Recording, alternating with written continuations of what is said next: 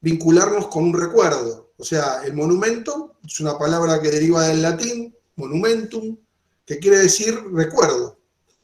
Entonces, están precisamente para dar un testimonio de algo, un hito, algo que pasó, algo que nos implica un ejercicio de la memoria, pero no solo individual, sino que colectivamente se propuso hacer un ejercicio de la memoria sobre un hecho para que sea recordado. Un hecho, una situación, una persona, para que sea recordado. O sea, los monumentos vienen de muchísimos años en la historia de la humanidad cumpliendo esa función. Y siempre también están rodeados, digamos, de ciertas cuestiones, ¿no? De discusiones estéticas acerca de ese monumento, cómo lo vemos, cómo lo tomamos, qué nos parece, discusiones acerca del grado de justicia de instalar un monumento o no, o sea, se lo merece, no se lo merece. Un monumento divide aguas, representa algo que la gente quiere, representa algo que algunos quieren y otros no quieren, representa algo que en el tiempo va cambiando mayoritariamente la percepción de una población y hace que se lo destruya, se lo tire, se lo arrastre, se lo saque. O sea, el monumento tiene un juego de idas y vueltas en la historia que es muy interesante y que nos vincula con esta idea del recuerdo. Y el recuerdo es la manera que nosotros tenemos de configurar nuestro pasado.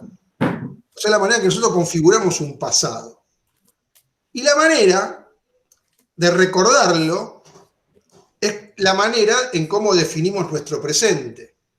Es decir, tal vez alguien pensó un monumento para que conmemore determinada cuestión que hoy a nosotros no nos interpela, o sí.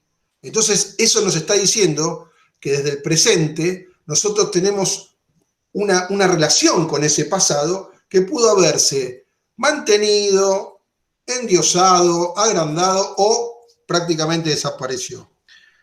Había un escritor, Robert Musil, que también hablaba de los monumentos y decía: nada hay tan invisible en el mundo como los monumentos. Porque, digamos, lo dice en un momento donde se naturalizaron, donde los monumentos ya eran parte de un paisaje, no convocaban al detalle de la observación aguda del transeúnte, de quien estaba caminando por su ciudad y se sentía interpelado por esa estructura. Entonces, ahí va la primera reflexión sobre esta idea del monumento y la idea de monumental, la idea de gran recuerdo, la idea de que deriva después. Fíjense que si recordar quiere decir monumento, quiere decir recordar, nosotros después adaptamos la palabra monumento para darle características de importancia a esa estructura física. Y de ahí deriva la idea de monumental, ¿no? De cosa grandiosa, que es la que queremos exacerbar. Entonces, nuestra ciudad de Buenos Aires, como todas las ciudades, se encuentran llenas de situaciones, de hitos, de monumentos, estatuas, bustos, columnas, y de todo tipo de marcas, porque en definitiva una ciudad es un lugar que tiene una manera sobre la cual realizamos una lectura. Es decir, una ciudad es un conjunto, una organización social, urbanística, pero también es un conjunto de símbolos y de signos, de cosas que nos dicen, que nosotros podemos leer más allá de lo alfabético que tiene sus calles. O sea, son signos que están instalados, construidos, para que nosotros también hagamos una interpretación de ese lugar. Entonces, los signos son, como decía, edificios, monumentos, distintos tipos de instrumentaciones arquitectónicas y también marcas o registros naturales que pueden tener las ciudades como hitos en los cuales conmemorar. Un monte, una selva, qué sé yo, una montaña, un arroyo, y son los registros, las marcas de la ciudad. Siempre las ciudades, digamos, han dejado yo digo que, por ejemplo, hoy por hoy, desde un graffiti nos dice cosas, un graffiti actual nos dice cosas, pero a veces vamos en el colectivo mirando las paredes de la ciudad y aparece un grafiti o una pintada política antigua, vieja, que nos hace conmemorar cosas que pasaron en la ciudad. Las esquinas, por ejemplo, de la ciudad de Buenos Aires, que todavía en algunos casos siguen recordándonos el 2001, que todavía están chamuscadas en el asfalto, digamos, ¿no? Donde se hicieron las fogatas, digamos, recuerdos, cosas que uno deposita ahí. Entonces, la zona del 11, lo que nosotros conocemos como el 11, como bien aclaraba el ruso antes y aclaramos la vez pasada, Valvanera es un barrio que en sí contiene 3 barrios que no tienen catastralidad. O sea, que contiene al barrio del Congreso, al barrio del 11 y al barrio del Abasto. Y son 3 relaciones directas con esos edificios, porque esos edificios fueron tan importantes, que fueron los que de alguna manera terminaron imponiendo el nombre al territorio. Fíjense que el primero fue Valvanera, que fue de una iglesia también. Entonces, esos grandes edificios, digamos, van a generar la idea de barrio por su cercanía, por la pertenencia a esa obra, que es importante. Y no es casual que son las 3 obras, digamos, que van generando el avance de la ciudad de Buenos Aires, porque como habíamos charlado en algún momento, digamos, el damero español que se establece alrededor de la Plaza de Mayo y que crece hacia el oeste por el Camino Real, que es lo que conocemos hoy como la Avenida Rivadavia, establecía, a partir de la Avenida Callao, una serie de situaciones que tenían que ver más con de urbanización, más vinculadas a quintas, y eran los extramuros de la ciudad, eran las afueras de la ciudad. El eje urbano crece precisamente en la línea que va a imponer el Congreso, que va a imponer la estación del 11 de septiembre de 1853 y el mercado de Abasto. Entonces, esas tres líneas arquitectónicas se proponen como el gran avance hacia ese lugar de la ciudad. Entonces, bueno, ¿por qué empezábamos a pensar en lo que era la Plaza Miserere? El hueco de Miserere, como se decía en otras épocas en la ciudad de Buenos Aires. La idea de hueco, ¿no? De hueco, mi mamá decía cabeza hueca, pero de lugar vacío, de lugar que no hay nada. Entonces así la ciudad de Buenos Aires supo tener muchos de estos lugares que eran vacíos. El hueco tenía el nombre tal vez de quien era el dueño de ese lugar y lo nombraba. El hueco, digamos, era ese espacio que se podía ocupar de distintas formas. El hueco se lo conocía como el hueco de Miserere, como el hueco del mercado, de Miserere porque esas tierras fueron de un español que le decían el Miserere precisamente, porque era alguien que estaba, porque era una persona de gran bonomía, una persona que entregada a la filantropía, digamos, a la cuestión más eclesiástica, si se quiere, y esta idea de miserere viene de una palabra que se utiliza del latín, que es una palabra que se utilizaba religiosamente para hablar de la idea de misericordia. Entonces este tal González, que era el dueño de ese lugar, en un principio, digamos, en los viejos corrales de Miserere precisamente oficiaron de eso, de corrales, de lugar de recepción.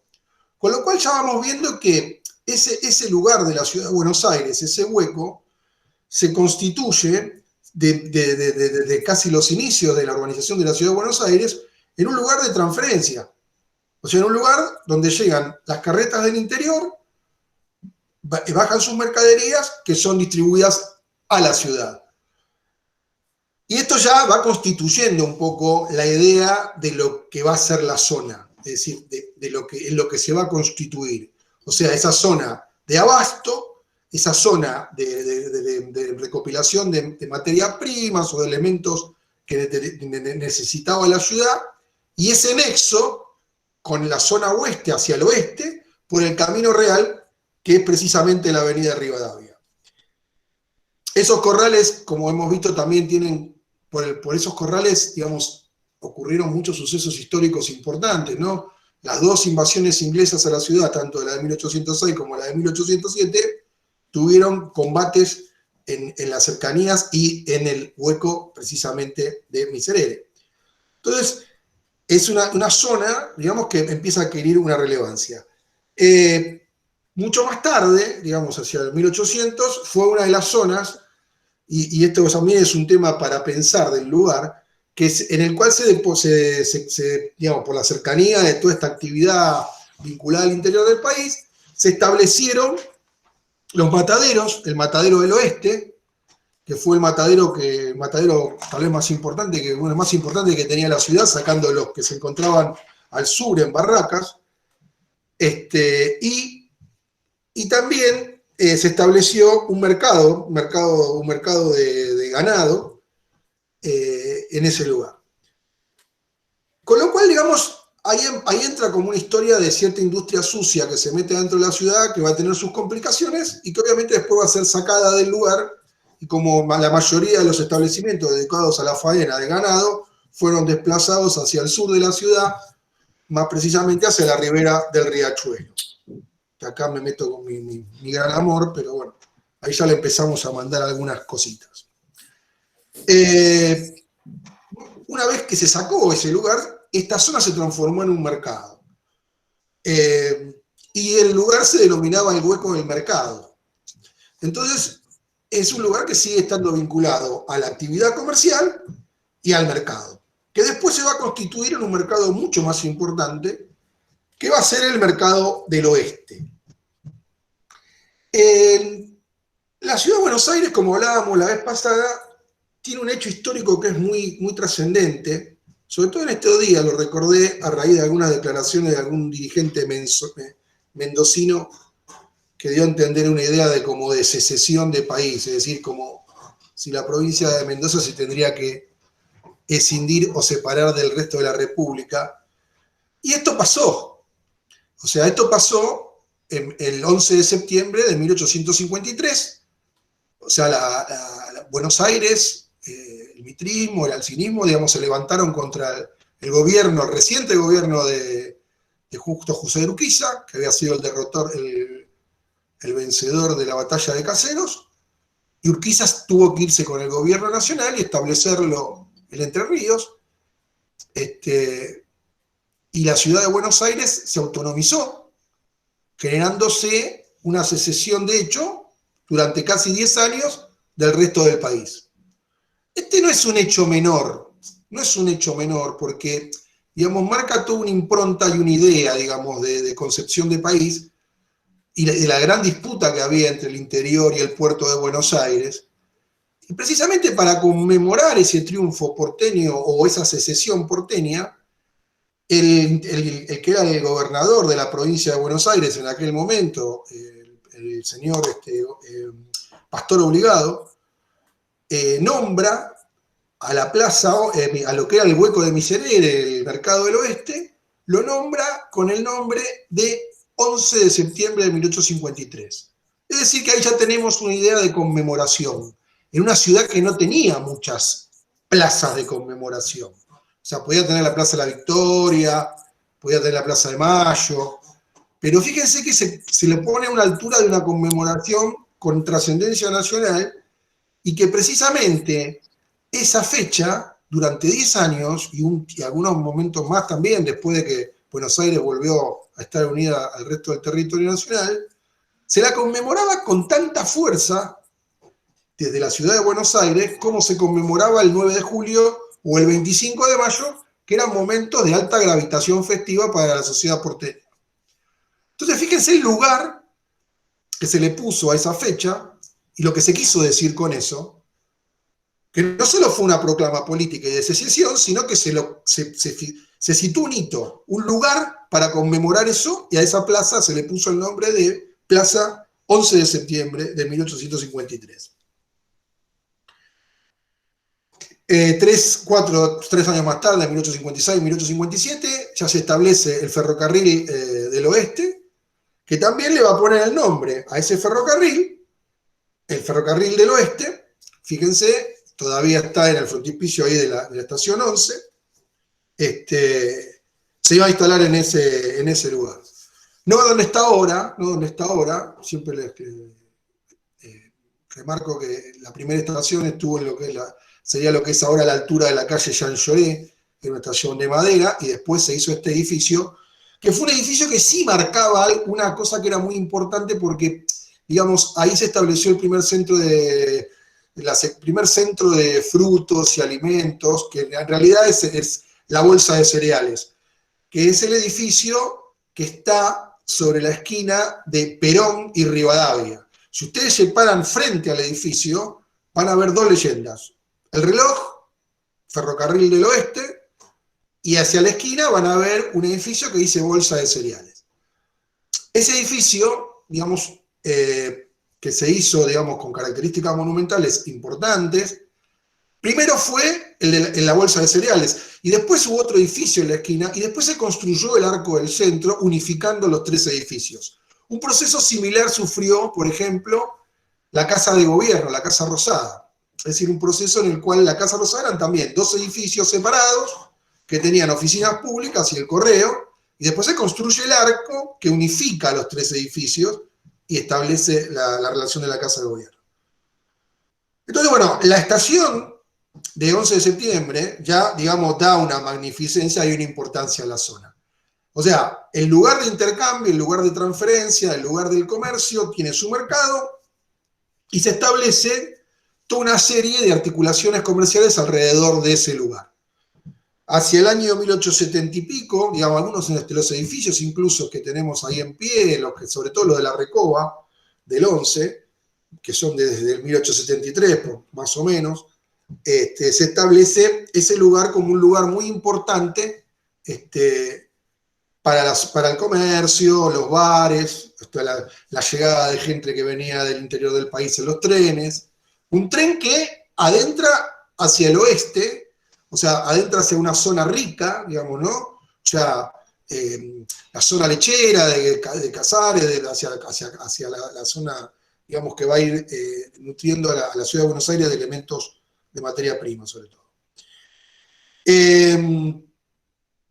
Hay elementos muy importantes. Por ejemplo, hacia 1880 el intendente de la ciudad, Torcuato de Alvear, manda sacar el mercado, saca todo el mercado, digamos, manda hacer una plaza, se recupera la Recoba. O sea, hay una gran apuesta a la Recoba porque es como los primeros 100 metros de una avenida que se empieza a construir que unía esta zona con las barrancas que daban hacia la avenida del Libertador, mejor dicho, lo que sería Recoleta.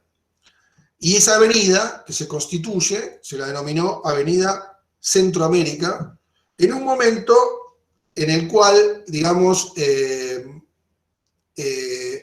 se emplazó en ese lugar una importante feria que se la conoció como la Exposición Continental de 1880, y que fue una exposición que venía, digamos, a reproducir una vieja exposición industrial que ya había hecho Sarmiento en Córdoba cuando fue presidente, esto ya con Roca, donde se ponían, digamos, a la vista de los porteños todos los avances tecnológicos del campo, las posibilidades de los arados. O sea, se ponía en valor una muestra que nos mostraba, digamos, todas las posibilidades que tenía el campo argentino. Piensen que para ya 1890 y pico ya está la estación construida, ya está todo esta monumentalidad establecida. Y también pensemos en la ciudad en términos de esos nodos, digamos, que eran cabeceras ferroviarias, por ejemplo, ¿no? Porque ya, digamos, tenemos las terminales de Retiro, tenemos las terminales de Constitución, tenemos las terminales de 11 de septiembre, digamos, las cuales, y una incipiente terminación en la Croce, que es más también otra iniciativa privada, con una importante inversión, digamos, y fundamentación del capital inglés, que es el que desarrolla el tren. Ese enclave, digamos, es importante porque establece el nexo, fíjense, entre Recoleta y el 11. Y fíjense que las estaciones de tren, de alguna manera en aquel momento, generaron a su alrededor los lugares, digamos, de mayor desarrollo, de mayor desarrollo arquitectónico, hasta un valor arquitectónico con cierta estridencia, con cierta volumen, con cierta grandilocuencia, ¿no?, que se establece, donde, bueno, un poco es el objetivo, digamos, esos trenes de alguna manera representan esas terminales de trenes, esas estaciones terminales con sus salones comedores, sus confiterías, son un gran módulo civilizador. O sea, el ferrocarril inglés, de alguna manera, en sus estaciones, fue estableciendo esa sucesión de momentos culturales también, donde alrededor de la estación giraban un montón de situaciones que hacían que todo fuera novedoso. Desde el tren, el horario en que pasaba el tren, el horario del tren marcaba los horarios y los ritmos de los pueblos y de un montón de cuestiones, digamos, toda esa conectividad que se daba. Por eso, digamos, tenemos ese patrimonio que tenemos cercano a la estación de Once, tanto como la estación de Constitución, por ejemplo. También empiezan a aparecer otros edificios importantes, como el del Banco Nación, que es un edificio que lo va a hacer un arquitecto muy conocido para la época, que fue Christophersen, y que lo va a llevar adelante. Acá les quería leer, encontré un texto que me pareció interesante.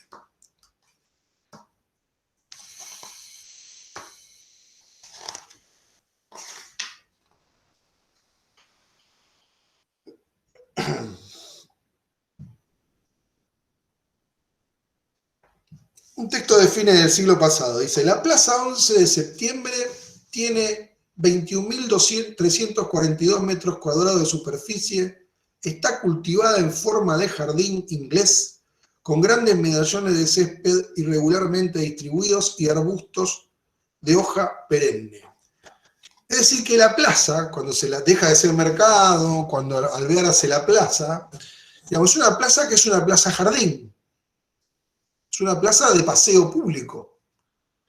Que para mí después, digamos, cuando se hagan las grandes reformas de la plaza y cuando llegue el mausoleo de Rivadavia, ustedes van a encontrar fotos de esa época que la plaza es totalmente distinta.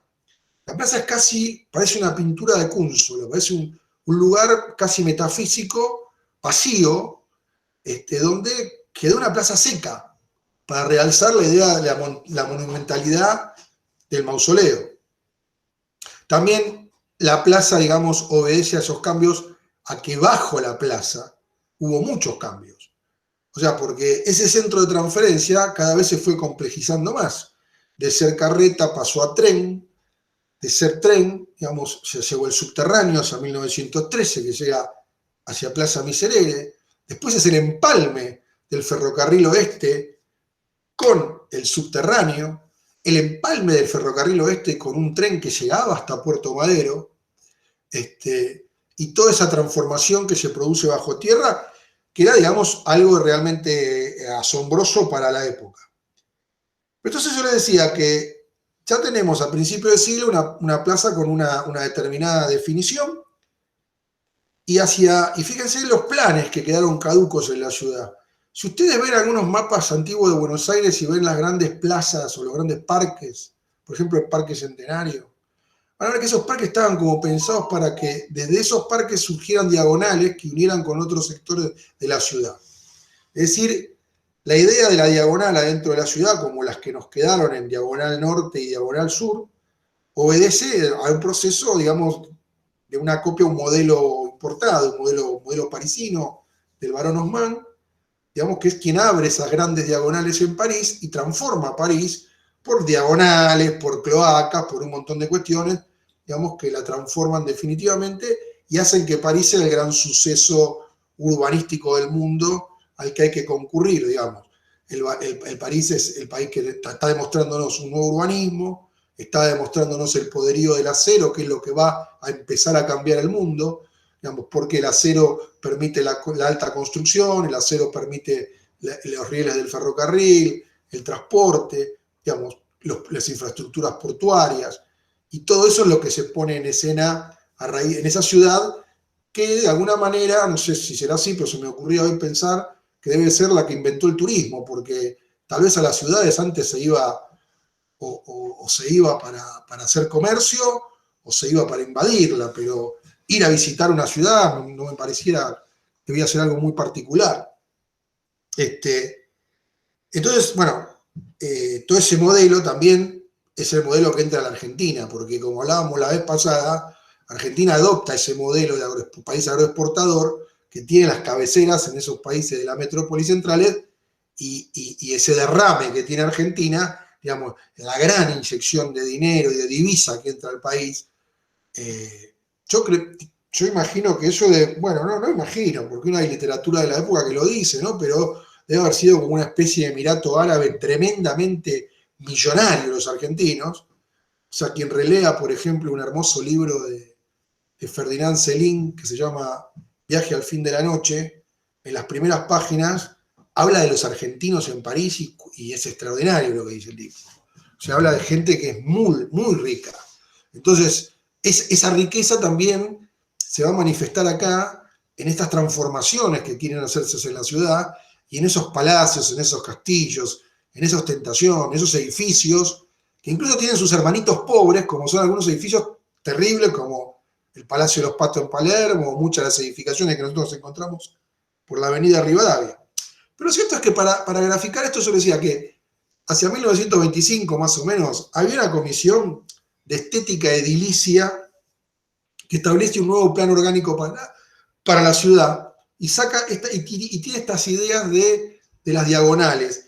Y la idea era constituir una centralidad en la Plaza 11 que uniera, digamos, con una diagonal con el Parque Centenario. Un proyecto que quedó trunco. Pero se los cuento porque a mí me parece interesante que vayámonos dando, como configurándonos qué se iba a depositar en el lugar de los carreros por excelencia. O sea, qué se iba a depositar arriba de lo que era más pampa bárbara de la ciudad, de lo que era más la relación con el interior del país. O sea, cómo se empieza a europeizar una zona que vía migraciones, vía ideas arquitectónicas que mucho tenían que ver, porque, a ver, la arquitectura fue para la generación del 80 algo trascendental en el sentido educativo de lo que era, en el sentido positivista, es decir, o sea, la arquitectura te denotaba un paisaje en el cual vos vivías y te asemejaba a las grandes capitales del mundo. Para esa generación, Buenos Aires no tenía un paisaje, la gran aldea. O sea, quien llegaba a Buenos Aires no había edificios, no había torres, no había cúpulas, no había una arquitectura importante, que es lo que empieza a poblarse a partir del gobierno de Roca y sobre todo la intendencia de Alvear. Entonces, todos esos edificios, las catedrales que eran del tren, están diciendo cosas. Si nos ponemos hasta ir más finitos, yo siempre digo, el zoológico de Buenos Aires, me niego a decirle ecoparque, zoológico de Buenos Aires, mantiene esos edificios que reproducen distintas culturas del mundo, y ese zoológico está hecho con un fin pedagógico absoluto. Creo que fue Clemente Onelli que pensó eso, digamos, como uno sepa que es una pagoda, que es un edificio de la India, que es un edificio del África, o sea, toda una serie de construcciones que te iban enseñando. Y las escuelas, como hablábamos en la reunión pasada, las escuelas, como los palacios de educación, la ley Laínez. Entonces, esa monumentalidad se empieza a expresar a través de esos planes y esas ideas, y esa idea de europeizar el país. Hacia 1932, nuestra plaza tiene esta gran reforma que la transforma en una plaza seca, con 2 líneas de farolas muy interesantes hacia los laterales, y se establece que allí van a descansar los restos del primer presidente de la Argentina, Bernardino González de Rivadavia. Entonces, se realiza el monumento que se le encarga a un escultor argentino, a Rogelio Irurtia, tal vez uno de los más grandes escultores argentinos, y se lo establece para poner en ese lugar. La plaza, digamos, así quedó como constituido el lugar, digamos, un lugar que, fíjense, ese monumento era un monumento donde se conmemoraban, por ejemplo, los 25 de mayo, el otro día recogí algunos testimonios de vecinos, el otro día me hice una excursión a la plaza, estuve charlando con gente, y había gente que recordaba que en el 25 de mayo el mausoleo se abría y uno podía entrar al mausoleo y recorrer, pasar por donde estaba la tumba de Rivadavia y salir por la otra puerta. Entonces, la plaza definitivamente va a tener su nombre definitivo, lo va a adquirir en 1947. Fíjense el año y el gobierno que podría haber en esa época, que le va a poner el nombre definitivo, ya no de Plaza 11 de septiembre, sino el nombre que actualmente posee, que es Plaza Miserere, en honor a aquel español, Antonio González Varela, que todos conocían como el Miserere. Entonces, esta plaza, 11 de septiembre, que lleva equivocaciones, a errores, porque también hay gente que cree que el 11 de septiembre asocia a Rivadavia, Avenida Rivadavia, Mausoleo de Rivadavia, Mitre, Pueyrredón, dice debe ser por Sarmiento. No, Sarmiento es 11 de septiembre de 1888. La plaza 11 de septiembre era por 1853 y por la triste historia que les conté anteriormente con la idea de secesión del país. Pero veamos qué quiere decir algo así. A ver, ¿cómo podríamos interpretar algo así? Yo les decía al principio, como siempre, de lo importante, digamos, del monumento para la idea de la conmemoración, el recuerdo, la manera de relacionarnos con el pasado, con la historia, la manera de entender el presente en función de cómo nos relacionamos con el pasado. Y evidentemente en esa plaza, que se fue haciendo una gran construcción europeizante, se puso el mausoleo de una figura bastante controversial de la historia argentina, que precisamente fue alguien, un gran europeizador, con características, digamos, extrañas, ¿no? Porque Rivadavia fue un hombre que estaba casado con su mujer, la hija del virrey del Pino. Rivadavia fue un hombre que estuvo en las invasiones inglesas, que defendió a Buenos Aires, que propició con su voto la renuncia del virrey Cisneros. Y después, como en el periodo revolucionario, hizo un viaje muy interesante que les recomiendo, si pueden leer ese libro, no me acuerdo en qué libro lo leí, después lo paso. Pero el viaje que hace Rivadavia con Belgrano son combinados para ser como los representantes de la Revolución de Mayo en Europa, llevar la revolución. Un viaje desopilante porque nadie quería reconocer a un país nuevo que aparecía por acá abajo. Pero bueno, era lo que les había encomendado a él. Y después él crece mucho políticamente, es un hombre que adquiere mucho poder, un hombre de ideas centralistas, portuarias, un hombre de un profundo anticlericalismo, que fue ministro de Martín Rodríguez. Y como ministro de Martín Rodríguez, sí, ella tuvo algunas ideas importantes que pudo plasmar, algunas más delirantes que no pudo plasmar, como por ejemplo el canal, que él pensaba en hacer un canal que conectara Mendoza con el Río de la Plata. Ahí ya empiezan estas ideas que siempre yo saco o rescato, como con todo el litoral de este país, la extensión que tiene, bueno, estas ideas, ¿no? Pero bueno. Pero como ministro, bueno, él generó una reforma militar importante, una reforma religiosa importante, que también le granjeó una gran antipopularidad. O sea, pensemos que Buenos Aires y estos grupos más así europeizantes son grupos de un clericalismo bastante profeso en una ciudad que era muy católica, y esto también le granjeaba bastante poca popularidad. Cerró los cabildos, creó la Universidad de Buenos Aires, el Banco de Deuda, el Banco de Provincia, creo que él crea, la Sociedad de Beneficencia, o sea, la idea de que este fue un tema, porque la Sociedad de Beneficencia viene a reemplazar la tarea caritativa que hacía la Iglesia y la pone en manos privadas, está bien, de señoras más acomodadas, pero para la época sacarle eso a la Iglesia generaba un gran conflicto. Y sobre todo, históricamente, yo creo que hay tres hechos que a él lo van a marcar, que lo van a hacer que quede más que nada en el recordatorio de la historia. ¿Qué van a hacer? El empréstito que toma Argentina con Inglaterra, el famoso empréstito de la Baring Brothers, que conocemos como el empréstito de la Baring Brothers, la ley de enfiteusis, la pérdida de la banda oriental y la guerra con el Paraguay, y la guerra con el Brasil. O sea, el empréstito fue un empréstito de 1 millón de libras esterlinas que se terminó de pagar en el año 47, creo que, o por ahí, lo terminó de pagar Perón. Y fue un empréstito que se tomó para hacer puertos, para hacer mejoras en la ciudad y para hacer aguas corrientes. De ahí vienen estas ideas del Rivadavia visionario y civilizador. Pero el empréstito nos costó carísimo. Y la ley de enfiteusis fue como una especie de remedio o de posibilidad que usó ese gobierno para poder arrendar campos y cobrar cánones, porque no nos podían vender los campos y las tierras, porque todas esas tierras estaban hipotecadas como garantía del crédito que había tomado el gobierno nacional. La guerra del Paraguay terminó en un acuerdo bastante deshonroso para la Argentina, el recordado Pacto Arana-Macó, la cesión de la banda oriental, que Rivadavia vivió de muy mala manera, y esto, bueno, generó que precisamente su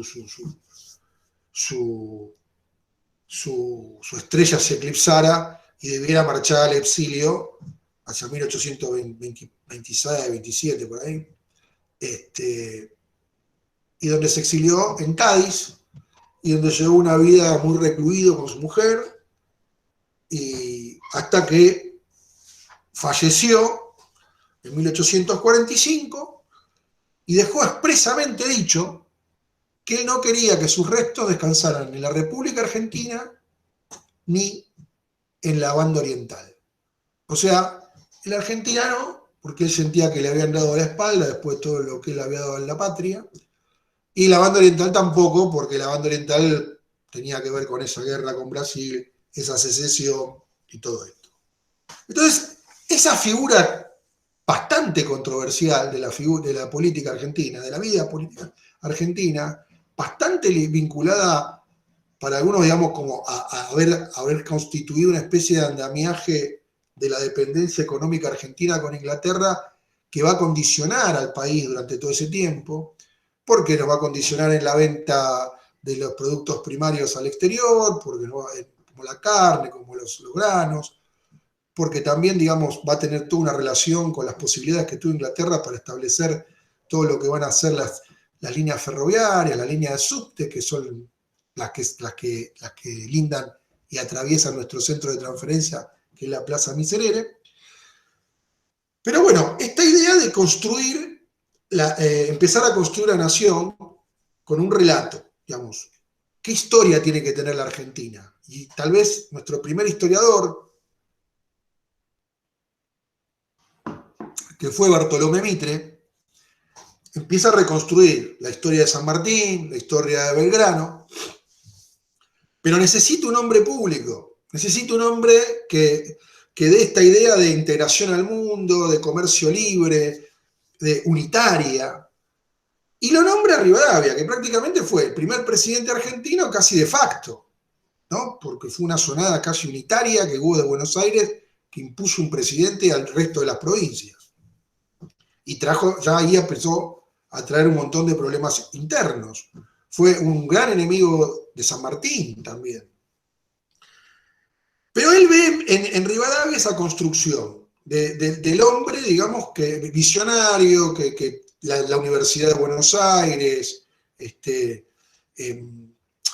todas estas ideas que les conté antes que se establecen. Y es la figura que elige como para enmarcar la idea de la civilidad. Entonces fíjense que esto es lo que después va a tomar Rómulo Naón cuando elige la figura de Rivadavia para este mausoleo. Y se lo deposita en ese lugar que se sigue, digamos, europeizando y civilizando. Ahí se deposita este mausoleo que tiene 1.600 bloques de granito traídos de Alemania, elegidos especialmente por Rogelio Urrutia. Entonces, pensemos un poquito. Tenemos la estación de tren, el mausoleo, la recoba, Tenemos la avenida que va a llevar el nombre de Rivadavia después, la avenida Rivadavia, el subte, un eje cívico que se establece, el eje cívico, que es la Casa de Gobierno, el Cabildo como la antecesión histórica, el Congreso Nacional y el Mausoleo de Rivadavia.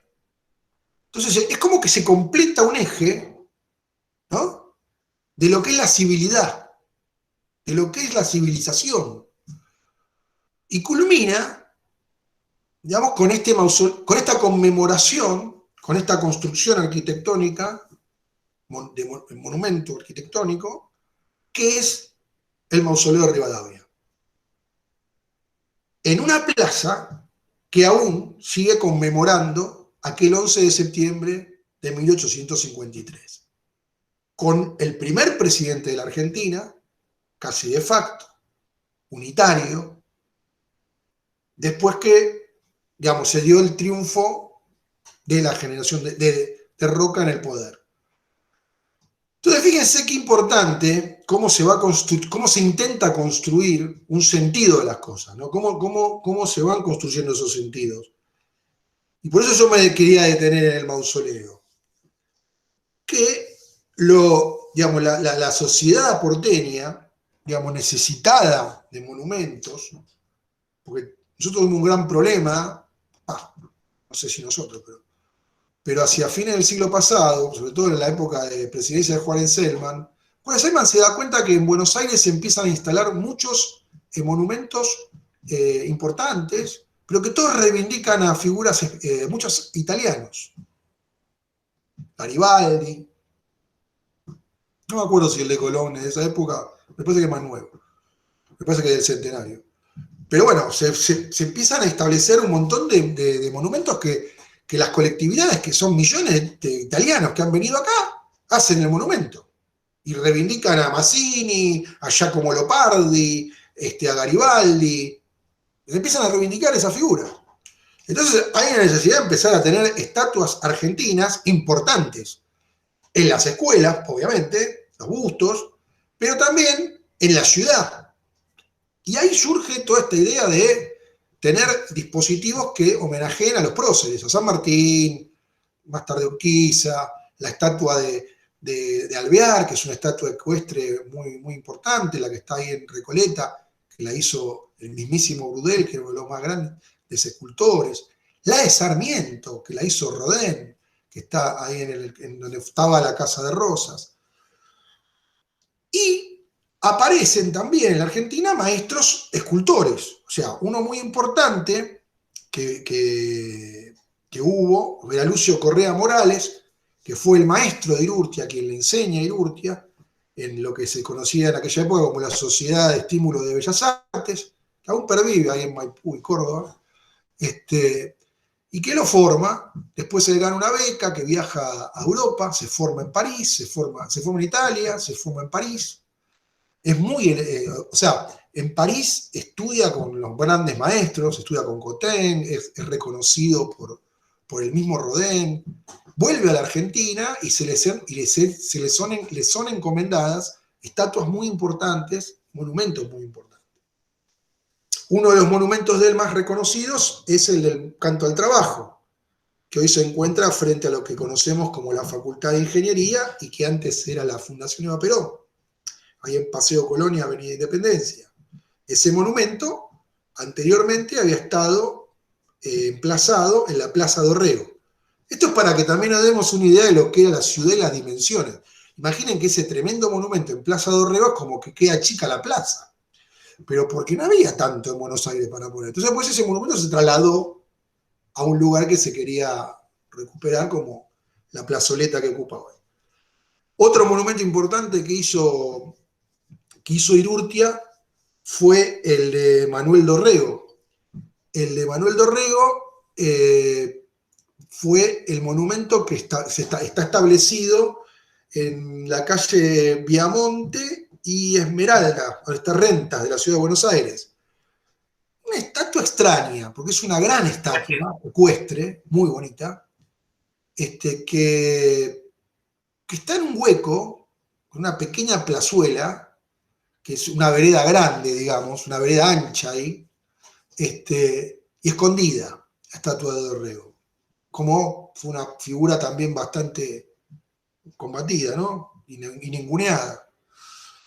Y bueno, y la otra es el mausoleo propio de Bernardino Rivadavia, que se lo encomiendan y hace esta estructura que yo les relataba de 1600 bloques de granito traído de Alemania por él mismo, que tiene una entrada, digamos, hacia lo que sería el este, una entrada de una puerta de hierro negra, y en simetría, por la parte posterior, una salida.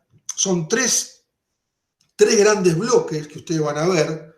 Hay un bloque superior, uno intermedio que está sosteniendo al superior, y un bloque bajo donde está, digamos,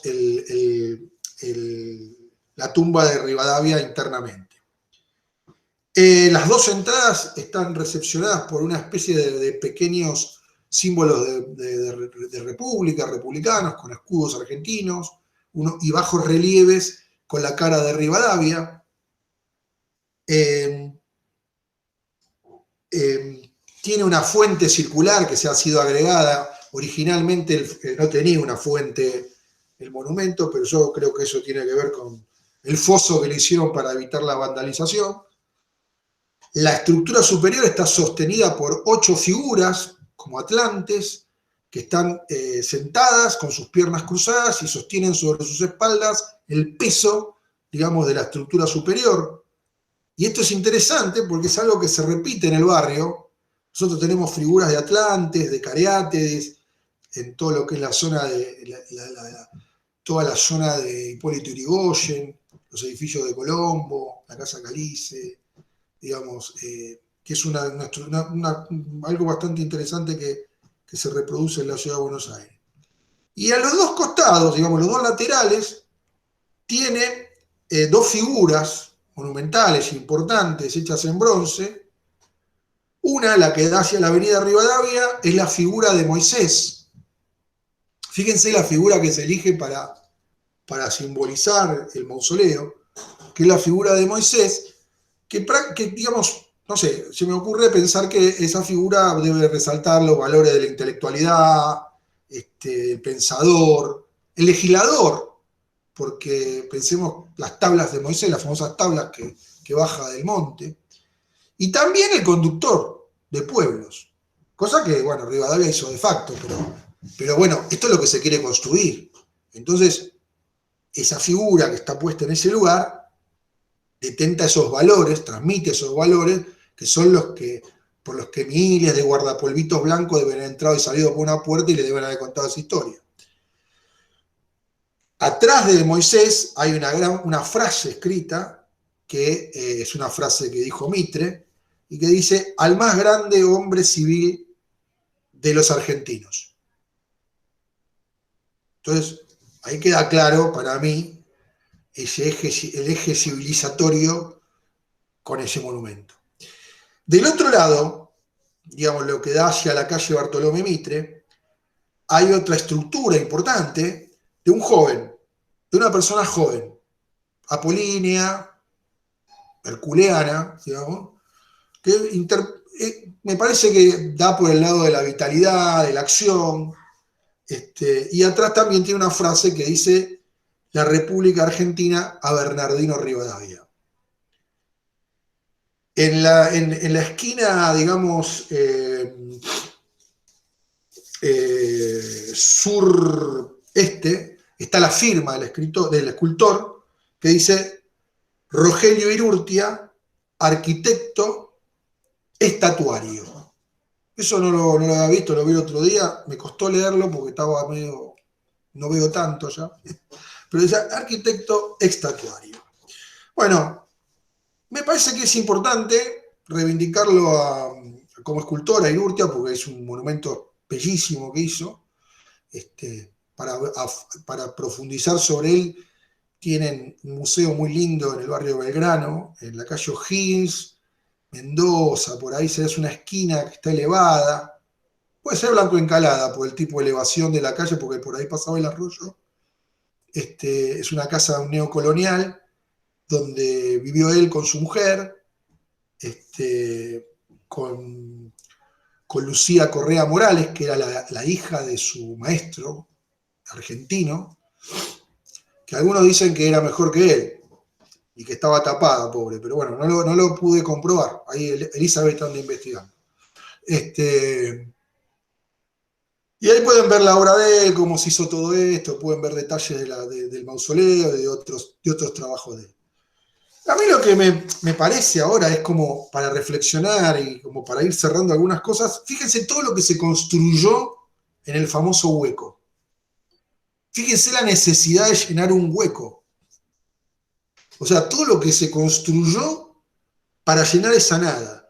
La nada como idea que asusta, que a mí me preocupa, que es algo que tenemos medio asumido como sociedad. Nosotros vemos algo que está abierto, libre, y le queremos poner un banquito, le queremos poner un caminito, le queremos ocupar. Es como un pánico que nos da esa nada. Y yo creo que eso es una concepción educativa que tuvimos con respecto a la extensión, a la pampa. El mal que aqueja a la República Argentina es la extensión.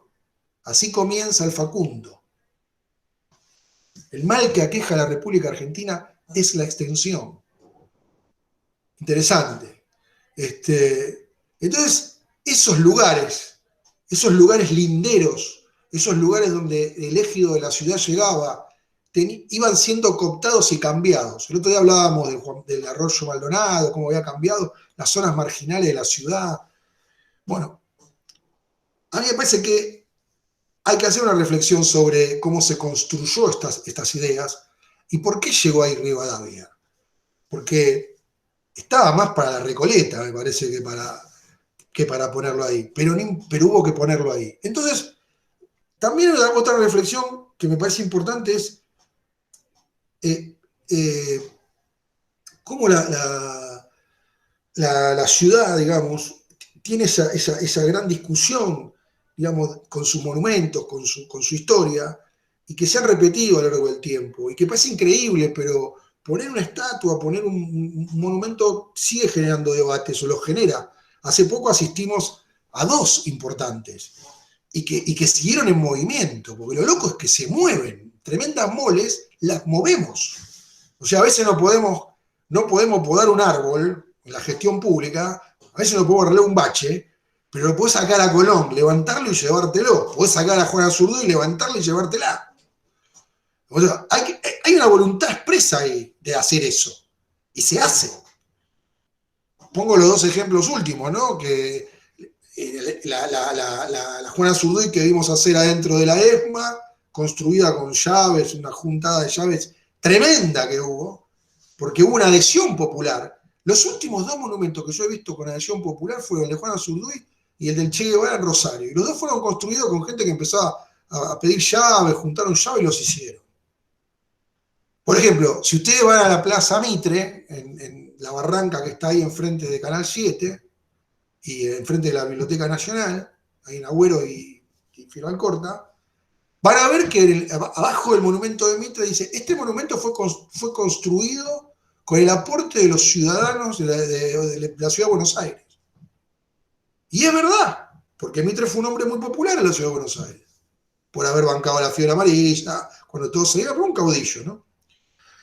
Pero también tenemos la estatua de Lola Mora, el derrotero que sufrió de la Mora, de Plaza Congreso al Paseo Colón, y terminó escondidísima en un lugar que era el lugar, digamos, más prohibido, más casi prostibulario, en la Costanera, porque era una estatua ofensiva. Las estatuas, bueno, les contaba la de Dorrego, la de Dorrego, o les cuento la de Lavalle, la de Lavalle que ustedes ven, la calle Lavalle, frente de tribunales, tiene dos cualidades. Esa estatua la tuvieron que poner arriba de un pedestal y ponerla, fíjense que no tiene proporción esa figura parada arriba de una columna. Eso lo hicieron porque cuando la pusieron había quienes se dedicaban a destruir la estatua de Lavalle. Pero lo peor de todo fue que esa estatua fue puesta de frente a lo que sería la segunda parte de lo que es la plaza ahí de tribunales, que era la casa donde estaba el palacio, un palacio que se llamaba Miró, no me acuerdo cuánto, pero era la casa de la familia Dorrego, que había sido el fusilado por Lavalle. En la misma plaza, sobre la calle Córdoba, hay una estatua de Irigoyen, que casi pasa, no la ve nadie. Es un Irigoyen que es de estatura normal. Cuando la ordenanza municipal de la ciudad de Buenos Aires encomendó hacer una estatua de características ciclópeas de Irigoyen. Entonces, fíjense cómo esas figuras importantes se complican. La de Roca, que fue entronizada, y bueno, tiene todo su conflicto. O la misma de Perón, que se hizo enfrente de la aduana y que fue inaugurada por Macri. O la de Eva Perón, que hizo el menemismo en la barranca de la Biblioteca Nacional. También me acuerdo, por ejemplo, que yo, en la época de la dictadura militar, yo recuerdo dos polémicas increíbles. Hoy me parece increíble que en el debate, grandes debates por eso. Yo era chico, pero tengo el recuerdo de lo que fue la estatua del Quijote, que se encuentra en Avenida de Mayo y Cerrito, a donde empieza Lima. Esa discusión fue brava. Y seguimos, porque tenemos la estatua de Sarmiento, hecha por uno de los más grandes escultores del mundo, como Rodin. Está emplazada arriba de lo que fue la cárcel la Casa de Rosas, el Caserón de Rosas. Menem después, en diagonal, puso la estatua de Rosas. Entonces, como ven, yo lo que les decía al principio, todas estas cosas nos dicen, nos hablan, nos comentan. Esas son las lecturas que hacemos sobre la ciudad, interpretaciones que pueden ir por un lado o para el otro, pero nos están diciendo cosas, nacen en un acervo cultural que tenemos todos. Y yo creo que es muy importante reflexionar sobre esto porque también hace de dónde venimos. A mí me da pensar en el eje, qué sé yo, en el eje 11 Recoleta, me causa gracia con lo que pasó después, porque, digamos, las relaciones impuestas imperialmente o las relaciones de establecimiento económicas que estableció el país para con el afuera, hicieron que todo se centralizara en Buenos Aires. Entonces, esas cabeceras fueron civilizatorias, entre comillas, nada más, porque ese interior después devino en esas estaciones cabeceras. Entonces, yo hoy podría decir que el conurbano no empieza en la General Paz ni en el Riachuelo. Yo podría decir que empieza en la estación Constitución, podría decir que empieza en la estación 11, porque no es que la ciudad fue a civilizar allá, es que el tren terminó trayendo a nuestros compatriotas del interior del país a la ciudad de Buenos Aires porque fue el lugar que detentó el acopio del poder, el poder económico y un montón de cosas. Y cuando llegaron, se lo encuentran a Rivadavia y Alberdi en Plaza Constitución. Entonces, un poco la idea de pensar este lugar de transferencia era pensarlo no nada más que como un lugar de transferencias, que hay nada más que transferencias de vía férrea, de subterráneo, de terminales de colectivos. Pensamos, ahora entendemos por qué eso pasa ahí, pero también pensamos que es un lugar de otras transferencias de culturas migratorias, como hablamos en la reunión pasada, las distintas culturas que se pusieron alrededor de la plaza, de culturas vinculadas a lo urbano, como fue la cultura del rock, el bar de la Perla del Once. Hoy por hoy vienen una serie de murales que han hecho espantosos con la cara de los pioneros del rock argentino, pero bueno, no importa. Digo, esa zona, Macedonio Fernández, Borges, Marechal, digo, es una zona de transferencia, es una zona de disputa, es una zona en conflicto, es una zona que siguió trayendo de alguna manera la conurbación a la ciudad.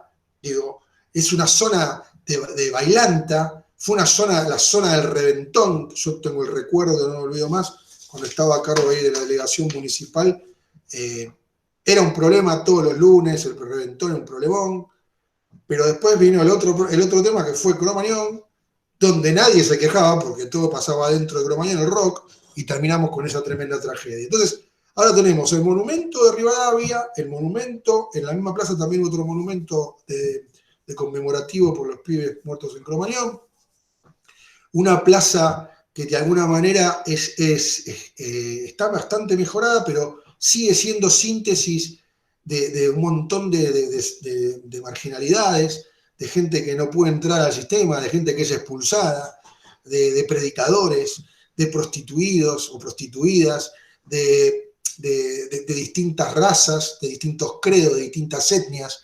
Digo, una plaza que es muy interesante atravesarla porque es como un lugar, como un no lugar de la ciudad, nadie la piensa como una plaza. Digo, entonces hay que pensar, digamos, todos esos experimentos, cómo fueron conformando un lugar de la ciudad, cómo lo fueron haciendo, y en ese lugar se lo quiso conmemorar al hombre más grande civil de la Argentina, por decir de Mitre, que era Rivadavia, y que de alguna manera quedó ahí desdibujado. Entonces, para cerrar, alguien dice que, por ejemplo, hay como 3 momentos de la escultura, de la estatua, del monumento. El mito, el hito y el rito. El mito. Pasa algo, una situación, una conmemoración, alguien ganó una batalla, alguien se destacó, pasó algo en un lugar, algo empieza a señalar ese lugar. Se empieza a señalar ese lugar como un lugar mítico donde se construye un mito de algo. Aparece el hito, es decir, ya no es de palabra, aparece un hito, aparece un obelisco, aparece una estatua, aparece un mausoleo. Y después viene el rito, o sea, el ritual que se hace de conmemoración en ese lugar. Es como un proceso de esas 3 cuestiones. Si eso es sentido y es real, eso funciona. La estatua de Gardel, la estatua de la Madre María, la estatua de Jorge Newbery, Gilda, Rodrigo, me puedo olvidar algo, pero bueno. La estatua de Gardel de la Chacarita. Pero fíjense que este es un mito oficial. Se crea un mito oficial en un lugar, se trae un tipo que no quería venir a vivir, que no quería venir a morir acá, que no quería que lo enterraran acá, y lo enterraron en el peor lugar que a él le hubiera gustado encima. Y ese mito no constituyó un hito también dirigido desde el gobierno, de un poder, para conformar una ritualidad ortopédica, una ortopedidad impuesta. De los chicos con el colegio, vayan todas las maestras, hagan todo esto. Y después nadie más lo conmemoró. Nadie más volvió a abrir las puertas para ver ese mausoleo. Fue un mausoleo destinado al graffiti, al deshonor y a convivir en una serie de fantasmagorías ciudadanas importantes. Entonces, bueno, a mí me gustaría que se vuelva a abrir. De hecho, lo que uno crea es parte de nuestro patrimonio y quisiéramos que se vuelva a abrir. Me gustaría conocerlo, aunque sea por una cosa personal. Pero bueno, estas eran un poco las reflexiones que les quería alcanzar hoy. Y bueno, ahora si quieren podemos pelotear, la hablamos. Gracias, Eli, por las fotos hermosas. Les agradezco mucho. Muy bueno, Anto, muchas gracias. Por supuesto que queda abierto el micrófono. Vos recién, Anto, decías que te gustaría que esté abierto. Justo preguntaba Mirta, decía, ¿se sigue abriendo una vez al año para visitarlo? Bueno, no, la respuesta que le acabas de dar, estaría bueno poder visitarlo. Cuando preparábamos esto decíamos, estaría bueno ir. Me parece interesante rescatar más allá de la charla en general, lo que acabás de contar del mito y el rito, ¿sí? Que me parece muy interesante porque otro de los mitos que hay en lo que es la Comuna 3, se quiere, era la puerta de la casa de Luca Prodan, que eso nunca fue institucionalizado, pero las mismas personas van y hacen de motus propio un rito y generan una monumentalidad, se quiere, ¿no? ¿Por qué? Porque nace del corazón. O sea, no es desde el poder oficial, sino que es desde otro lugar, ¿no? Así que bueno, queda abierto acá la charla. Acá manda saludos desde Montevideo Inés Vera. Bueno, Inés tampoco quería ser enterrado en Montevideo, te cuento. Así que bueno, queda abierto el micrófono. Si alguien quiere hablar, adelante. No se sientan tímidos por la excelente exposición que hizo Anto, ¿eh? Digamos, todos podemos hablar, hacer uso de la palabra.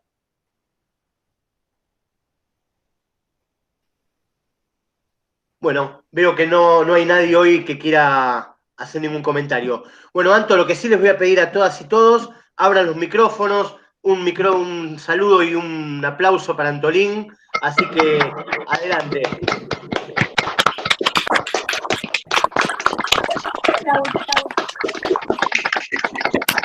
Muchas gracias a todas y todos por participar.